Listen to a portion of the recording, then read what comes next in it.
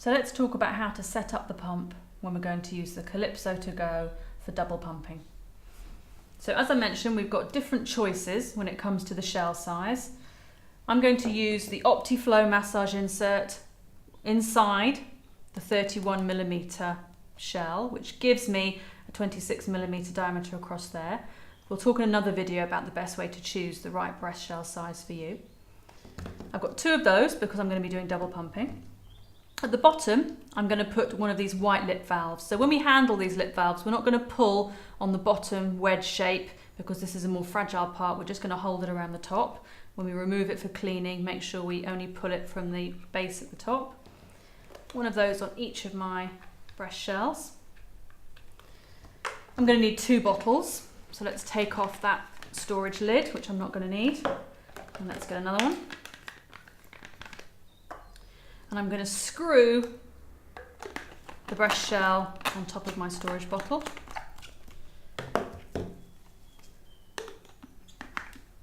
Or even that way around.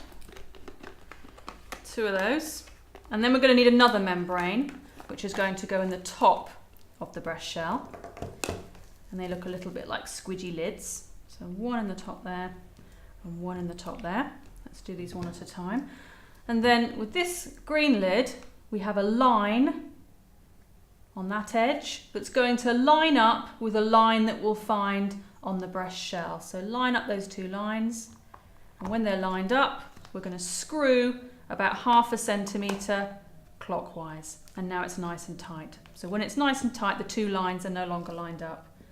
Let's do the same on the other side. So we're looking for the line on the breast shell to line up with the line on the green pumping lid. Once I've got that line, I can then screw 1/2 centimetre clockwise. Okay, so those are now both nice and tight. We've got the lip valve, we've got the lid type valve at the top, the upper membrane. Then we're going to put some tubes on. So these aren't tubes where the milk goes, these are just tubes that help to create the negative pressure inside the pump. We're going to connect one end of the tube to the back of that pumping lid. And then the other end is going to be on this little white connector here. Now, because we're doing double pumping today, I'm going to need to open the other connector because that's where we're going to join the other pump tube. Get my second tube. Now I don't need the connector on this one because I'm going to use that one's connector. Join them up nice and tight, push them down right to the end.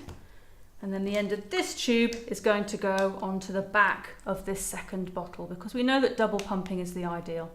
We know that's really what we want to do if we're going to save time and help make the most of our hormone release and get the most milk out. So for the moment, I'm just going to put these 2 bottles in here, but I wouldn't be pumping with them in there. And then the end, so can you see we've got both the tubes connected to this white stopper. And then that's going to go in the front of the pump down there. Okay, right, so now getting ready to actually start pumping. So we're going to put the power button on. When you first put it on, we've got 1 bar on each of these displays. To get the milk started, we need to pretend to be a baby. We need to do the same things that a baby would do on the breast. And when a baby first comes to the breast, they actually have quite a light, fluttery motion. They don't suck really hard straight away. They're quite light and fluttery, but they're quite quick with their movements. So vacuum is about how strong the suck is. Cycles is about how fast the suck is. So to make it fast, I'm going to put the cycles up, almost to the top. The vacuum, I'm going to keep quite low. I'm only going to do 1 or 2 bars.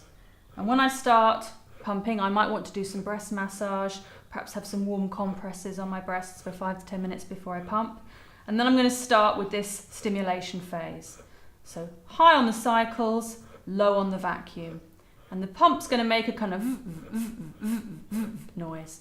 And then hopefully that's going to trick my body into releasing the oxytocin hormone, which is what we call the letdown reflex or the milk ejection reflex. It may not happen in 2 seconds, it might take a little while, but hopefully within a couple of minutes we'll start to see some evidence of milk arriving on the nipple. Maybe we'll see some beads of milk on the nipple, or something will change. Some people feel their letdown reflex and they feel a little bit of a tingle in the breast, but not everybody, so don't worry if you don't necessarily feel anything.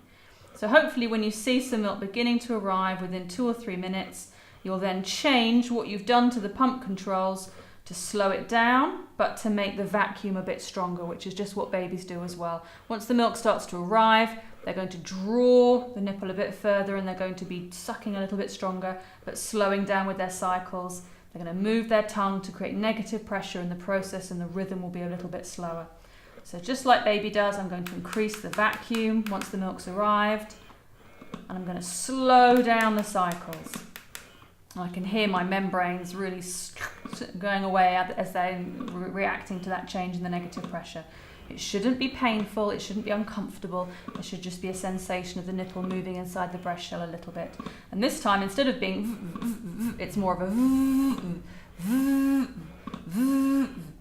and then when I finish pumping, I will place the bottles back in this holder, which clips onto the back of the pump while I sort everything out, and perhaps put the lids back on before I store the milk or think about what I want to do.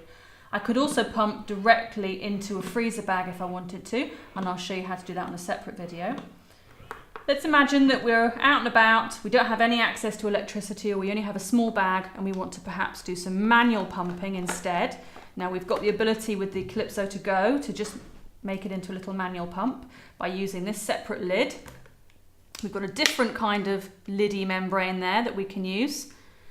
All we're going to do is get our breast shell, and we know that for us this Optiflow one works well. Screw that on there, and instead of using that kind of lid, we're going to use the one with the manual pump handle. We're going to line it up